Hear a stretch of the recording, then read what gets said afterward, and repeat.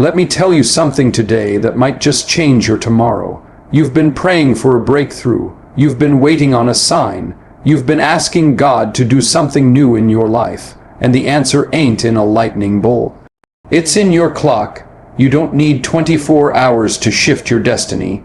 You don't need a miracle on the mountain. You need 1 hour of purpose, 1 hour of discipline, 1 hour of focus every single day. God gave you the same 24 hours He gave the greatest minds and the biggest names. But it's what you do with one that separates average from excellence. 1 hour, that's 4% of your day. You're telling me you can't give 4% to your future. See, you want results, but you're not sowing any seed. You're looking for fruit, but haven't touched the soil. That hour, that's where you dig, that's where you water. That's where God meets you, not in excuses, but in execution. You can scroll or you can study. You can binge or you can build. You can waste it or you can worship through it. Every hour carries power. If you decide to own it, somebody say, I'm done wasting time. Because that 1 hour to read, to write, to work out, to pray, to plan, that hour is what heaven can breathe on. That hour is where your character gets carved. That hour is where your calling gets clearer. Don't tell me you don't have time, tell me what you're prioritizing. Because when you want change, you stop hoping for it and start working for it. You don't have to change your whole life overnight. Just give me 1 hour every day, 1 hour of no compromise, 1 hour where you choose discipline over distraction, 1 hour where your future self will look back and say, thank you. Because one day you'll realize the dream didn't happen in a day. It happened daily. Time is not just something we count. It's something God has given us to steward. And one of the greatest lies people believe is that they don't have enough of it. They say, if I just had more time, I'd get it done. If I had more time, I'd chase that dream. I'd fix my health. I'd write that book. I'd start that business. But let me tell you the truth. You don't need more time. You need to honor the time you already have. You need to treat 1 hour, just one, as sacred. See, God gave you 24 hours. The same 24 He gave Moses. The same 24 He gave David. The same 24 He gave every single person who ever walked in purpose. The difference is how they use that time. When you begin to treat 1 hour of your day like it's holy ground, when you carve it out, protect it, and fill it with purpose, that's when transformation begins to take root. It's not always the big changes that shift the future. It's the consistent small decisions that make the biggest difference. You wouldn't take the Bible and use it as a coaster. You wouldn't walk into church and throw your phone across the pew. Why? Because those things are sacred to you. They mean something. You honor them. But we take time, this eternal gift, this unrenewable resource, and we waste it like it's cheap. We give hours to gossip, entertainment, scrolling endlessly through the lives of people who don't even know us, comparing, wishing, dreaming, but never doing. And all the while, that one sacred hour is sitting in the corner, untouched, ignored, waiting to be used for something greater. Let me ask you, what would change if you started giving 1 hour a day to the very thing God placed on your heart? 1 hour to write the vision, 1 hour to study the Word, 1 hour to get your body strong, 1 hour to build the business, 1 hour to learn the skill, 1 hour to pray and reflect and align yourself with heaven's plan. You don't need to finish everything in that hour, you just need to start. Because once you set that hour aside and show up with faithfulness, God begins to breathe on your effort. You see, the problem isn't that you're unqualified. It's not that you're not talented. It's not even that you lack resources. The issue is that you've been giving your energy to the wrong things and leaving the right things malnourished. You've been watering the weeds while your seed sits dry. But when you take that hour and dedicate it, when you say, this is my building time, this is my focus time, this is my growth time, everything begins to shift, not just externally but internally, because that hour trains your mind to focus. It tells your flesh, you're not running this anymore. It lets your soul breathe and connect with vision. It disciplines your desires. That 1 hour becomes your altar, the place where your old habits die and your new self rises. It becomes your classroom, your gym, your war room, your lab. Every great work was built not in a day, but day by day. There are people who will look at your future and say, "How did you do it?" And you'll tell them, "I gave 1 hour to what mattered every single day." While they were watching Netflix, you were building discipline. While they were hitting snooze, you were waking up with fire. While they were talking about what they wish they could do, you were doing what God called you to do. So don't despise that 1 hour. Don't take it lightly. Don't let it slip away, because that hour, if you treat it like it's holy, will become the hour God uses to reshape your life. 1 hour a day won't just change your schedule, it'll change you. And when you change, everything else begins to align. 1 hour every day, no excuses. That's how breakthrough begins. Consistency is the bridge between desire and destiny. It's not enough to want change. It's not enough to feel inspired for a moment. Motivation is good, but it fades. Feelings are real, but they shift. One day you're on fire and the next you're distracted. That's why consistency is where transformation lives. If you want a different future, you don't build it through one big move, you build it through faithful, focused steps taken daily. People keep waiting for the perfect moment, the perfect energy, the perfect conditions. But life doesn't wait for your feelings to line up. Your future doesn't care if you're tired. Destiny doesn't ask if you're in the mood. Breakthrough bows to consistency, not convenience. That's the secret no one wants to admit. Real success is boring before it becomes brilliant. It's repetitive, it's disciplined, it's hidden. It's the same hour every day, showing up whether it rains or shines, whether you feel it or not. Think about how God works. He doesn't microwave greatness, he matures it. When God created the world, he did it day by day. He could have spoken everything into existence in a moment, but he gave us a picture of process. He worked, then he rested. He spoke, then he waited. There was rhythm, there was order, there was consistency. That's why 1 hour a day, every day, holds so much power, because over time it creates momentum. It rewires your thinking, it shifts your identity. You go from "I can't do this" to "this is who I am now." The results might not be instant, but they are inevitable if you don't quit. And the truth is, most people don't fail because of lack of potential. They fail because they lack consistency. They give up too early. They stop just when the soil is about to break open. A seed doesn't grow because you water it once. It grows because you show up again and again, even when nothing's sprouting yet.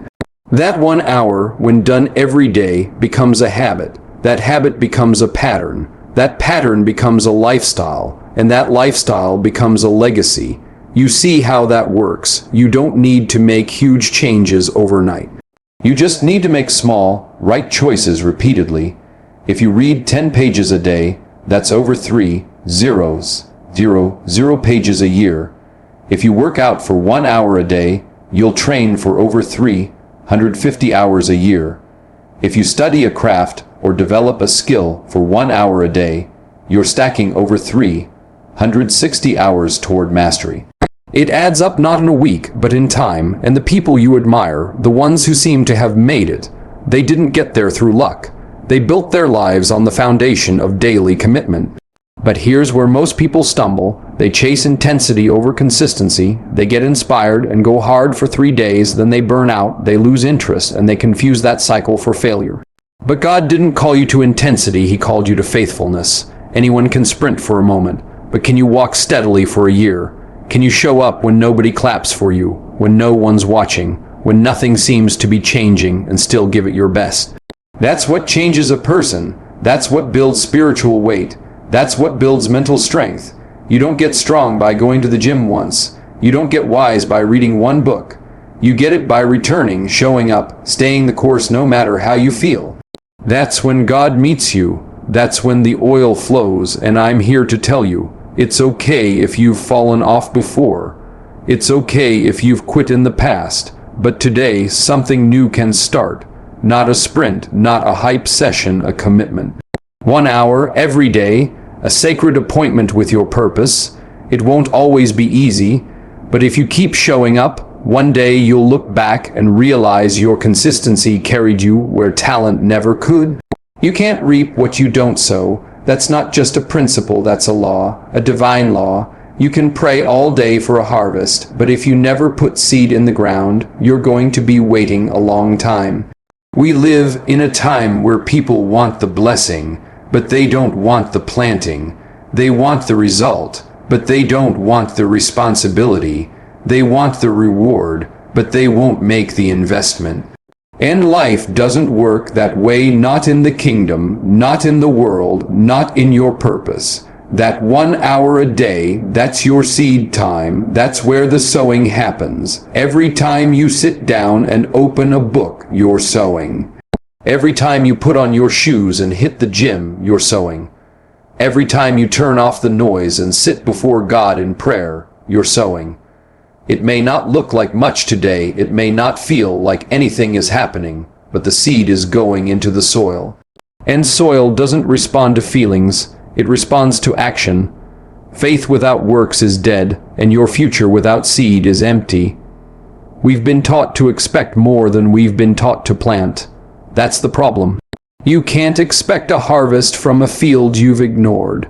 You can't walk out into your life frustrated at the lack of fruit when you've spent more time wishing than working. The ground is waiting for you. The time is waiting for you, but you have to stop scrolling past your calling and start working toward it hour by hour, seed by seed. Every great tree started as a small seed. The oak didn't come up in a day. The fruit didn't show in a week. But because someone put something in the ground, something tiny, something almost invisible, the miracle began. And what I want you to understand is that your effort today might not look impressive, but it's effective. That hour you dedicate every day might feel quiet, lonely, even unimportant, but heaven sees it. God honors it, and if you keep sowing, you will see the return. It's not a question of if, it's only a matter of when. The law of sowing and reaping isn't emotional, it's dependable. It doesn't care how you feel, and it doesn't work faster because you're impatient. It works because of obedience. If you sow consistently, you will reap eventually. The problem is, most people quit in the dirt. They give up in the process. They walk away from their assignment because the seed hasn't broken through yet, and they don't realize the roots are already forming beneath the surface. The preparation is already underway, but you've got to keep showing up. You've got to keep digging. You've got to keep putting something in the ground every single day. Don't let the lack of immediate results make you think your effort is wasted. God is a multiplier, but He multiplies what you bring Him. And if you bring nothing, He has nothing to bless. That 1 hour of focus, of effort, of faith becomes your offering. You lay it on the altar of purpose and say, Lord, I'm trusting that what I plant today, you'll grow tomorrow. That's faith, that's obedience, that's partnership with God. And let me say this, you don't get to pick your harvest if you haven't picked up your seed. A lot of people are mad about the fruit they're not seeing, but they never did the work to deserve it. They never opened the book, never started the course, never got up early, never put the phone down, never disciplined their mind. Don't be one of them. Be a sower. Be the person who understands that 1 hour today becomes breakthrough tomorrow. The harvest is not magic, it's the result of daily seed. And you don't have to sow everything at once. Just 1 hour. One focused, undistracted, intentional hour. That's all it takes to plant a new future. And when that becomes your habit, the harvest will chase you down. The doors will open. The growth will show. But only if you keep your hand in the soil. Sow now, reap later. That's the truth. That's the law. That's how you change your life. 1 hour a day, one seed at a time. Discipline defeats distraction every single time. You can have all the potential in the world, all the dreams in your heart, all the talent God gave you, but if you don't learn how to discipline your focus, distraction will rob you blind. The enemy of your purpose is not always failure. It's not always pain. Sometimes it's comfort. It's scrolling for hours saying, I'll do it tomorrow. It's letting your phone dictate your attention instead of your vision. It's letting what's urgent take priority over what's important. And until you learn to master your time will master you. Discipline isn't glamorous. It doesn't look good on Instagram. It's not loud or flashy. It's not a highlight reel, it's behind the scenes. It's choosing to say no when everything in you wants to say yes. It's saying, I don't need more entertainment, I need more endurance. I don't need to be entertained, I need to be trained. Because what's training you is shaping you. And if you let distractions train your mind, then don't be surprised when your life looks like a storm of unfinished goals, wasted energy, and lost time. That 1 hour a day is a battleground. It's where the war between comfort and calling is fought. It's where you decide who's in control, your purpose or your procrastination. And here's the truth. Every time you choose discipline, you're taking authority. You're telling your emotions, you don't lead me. You're telling your habits, you don't own me. You're telling the enemy, you won't distract me out of my destiny. There's a reason Jesus went into the wilderness. There's a reason he withdrew to quiet places. It wasn't because he was hiding, it was because he was focusing. And some of us are so noisy, so overstimulated, so surrounded by distractions that we can't even hear God when he speaks. We think he's silent, but the truth is, we're too distracted to listen that hour. That quiet, intentional hour, it's not just about productivity, it's about clarity. It's where the fog clears. It's where your identity strengthens. It's where your power returns. Discipline doesn't mean perfection. It doesn't mean you never miss a step or never feel tired. It means you've decided that your goal matters more than your mood, that your future is worth more than a moment of comfort. And once you make that decision, something shifts. Your time becomes sacred. Your calendar becomes aligned. Your attention becomes sharp, and you stop letting the world pull you in 20 directions. You start walking with focus. Every time you open your Bible instead of your browser, you're choosing discipline. Every time you say, I'll write instead of watching, I'll pray instead of scrolling, I'll build instead of binge, you're breaking chains, you're reclaiming your power, you're doing what most people won't, and that's exactly why you'll have what most people never get. You see, success isn't mysterious. It's just the reward of consistent discipline. Show me someone successful in faith, in family, in finances, and I'll show you someone who mastered distraction. They got tired of losing time, tired of chasing comfort, tired of giving their best energy to things that didn't matter. And instead of chasing dopamine, they chased destiny. But it's not easy. That first hour will feel hard. You'll be tempted. Your phone will buzz, your mind will wander, the couch will look comfortable, but that's the resistance you have to push through. Every time you ignore the distraction, you get stronger. Every time you choose discipline, you gain ground. It's like a muscle, it grows when you use it, and after a while that 1 hour becomes natural. That focus becomes part of you. That decision to discipline your time becomes your lifestyle. You don't need to wait for motivation. You need to decide that hour every day belongs to your future. Guard it like treasure. Defend it like territory, because the enemy doesn't need to destroy you if he can just distract you. If he can keep you busy with nonsense, you'll never walk in the fullness of what God called you to do. But if you choose discipline, if you say, this hour is for building, not browsing, then you'll rise slowly, steadily, powerfully. You'll win the war for your focus. You'll walk in clarity. And you'll realize that the difference between an ordinary life and a fulfilled life was just one thing, the discipline to defeat distraction. There comes a point in your life when you have to stop waiting for motivation and start moving with intention. Because the truth is, you won't always feel inspired. You won't always feel excited. There will be days when you feel flat, tired, overwhelmed, and if you let those feelings make your decisions, you'll stay stuck. You can't wait to feel like it. You have to move before the mood catches up. Purpose isn't driven by emotion. It's driven by vision. And that 1 hour a day, it's your declaration that you're no longer living based on how you feel, but based on where you're going. Feelings are real, but they're not always reliable. They come and go like the wind. You can't build something eternal on something that shifts with the weather. Some mornings you're going to wake up with doubt. Some nights you'll feel like giving up. But that hour is where you push past the noise.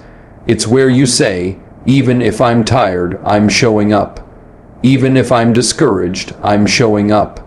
Even if nothing seems to be happening, I'm showing up.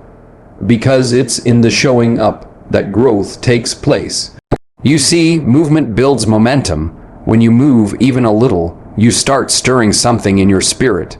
You start to wake up the things that have been dormant, that vision you've been sitting on, that dream that's been buried under fear and doubt. 1 hour of movement can begin to bring it back to life. You don't need the whole staircase to take the first step. You just need to decide, today, I move. There are people right now sitting on purpose, waiting on a perfect sign, and life is passing them by. Opportunities are slipping through their hands because they're waiting to feel ready. But you'll never feel ready for something you've never done. You'll never feel fully confident in a space you've never entered. Growth requires discomfort. Stretching never feels good in the moment, but it's necessary. That discomfort is proof that you're leaving your comfort zone, and you cannot step into your calling while clinging to comfort. 1 hour a day is about progress, not perfection. It's not about making huge leaps every time. Some days, all you'll be able to do is show up and give what you've got, but that's enough. Because in that hour, you're building something deeper than just results. You're building consistency, resilience, and character. And character is what will carry you when everything else fails. There are seasons in life where everything feels uphill. Every step feels heavy, but don't be deceived. The heaviness is the weight of your growth. It means you're getting stronger. Don't let that one hard day make you forfeit the harvest that's coming. Don't trade your future for temporary relief. Stay in it, move anyway, press anyway. You might not have everything figured out yet. That's okay. You don't need to have all the answers. You just need to be obedient to what you do know. And what you know is that your calling is too important to keep putting off. That hour isn't just about time, it's about obedience. It's about making room for God to move. You show up, and He'll show out. You bring the loaves and fish, and He'll feed the multitude. But He can't bless what you refuse to offer. Movement breaks stagnation. It disrupts the pattern of passivity. It awakens discipline. That's why it's so powerful. Even when it feels small, even when it feels like nothing is happening, don't stop. You're building a rhythm, and rhythm turns into lifestyle. Lifestyle turns into legacy. You can't walk on water until you step out the boat. You can't see the breakthrough until you move toward it. So get up. Move forward 1 hour a day. It doesn't matter how slowly you go as long as you don't stop. That hour is your weapon. Use it with boldness. Use it with faith. Because movement with intention will always take you further than waiting with fear. You want your life to change? Then stop waiting for motivation and start moving with purpose. You don't need a perfect day to get started. You just need this one. 1 hour, one decision, one step, over and over again. And that's how lives are transformed, not all at once, but one obedient move at a time. You were never meant to live average. There's something inside you that knows you were made for more than the routine, more than the noise, more than just getting by. That's not pride, that's purpose speaking, but purpose doesn't activate on its own. It's not a light switch you flip. It's a fire you feed, and the way you feed it is simple. 1 hour a day, every day, doing something that aligns your life with your calling. That hour isn't just time on a clock. It's your altar, it's your workshop, it's your weapon. And if you treat it with the seriousness it deserves, it'll change everything. See, we talk a lot about potential, what you could be, what you should be doing, the dreams that live inside of you. But potential is nothing if it's not activated. Untouched potential becomes regret, and one of the most dangerous things you can do is delay your greatness because of distraction or fear. The enemy doesn't even have to destroy you. All he has to do is delay you long enough to die with your purpose still locked inside. But that hour, that focused hour, breaks delay. It breaks hesitation. It says, not tomorrow, today, right now. There is a version of you that only exists on the other side of commitment. That version isn't motivated by claps or validation. That version doesn't wait for opportunities, it creates them. That version doesn't settle for excuses. It executes the vision. And here's the truth. You'll never meet that version if you don't commit to something greater than convenience. And let me tell you, that 1 hour a day, that is your commitment. Purpose doesn't scream for attention. It whispers in quiet hours, and you have to be disciplined enough to meet it there. No crowd, no spotlight, no applause, just you, the work, and the calling. That's where the real you is formed. That's where greatness is built, not in performance, but in private.